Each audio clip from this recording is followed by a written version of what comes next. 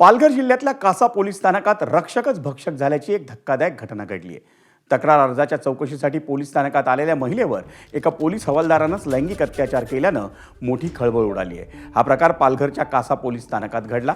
कासा police स्थानकाच्या मागे असलेल्या पोलीस लाईनमधल्या खोलीत आपल्यावर लैंगिक अत्याचार झाल्याचा आरोप एका महिलेनं केलाय। या प्रकरणात पोलीस हवालदार शरद भोगाडेवर डहाणू पोलीस ठाण्यात गुन्हा दाखल करण्यात आलाय। महिला लैंगिक अत्याचारासह आणखी कलमांतर्गत भोगाडेवर गुन्हा दाखल करण्यात आलाय।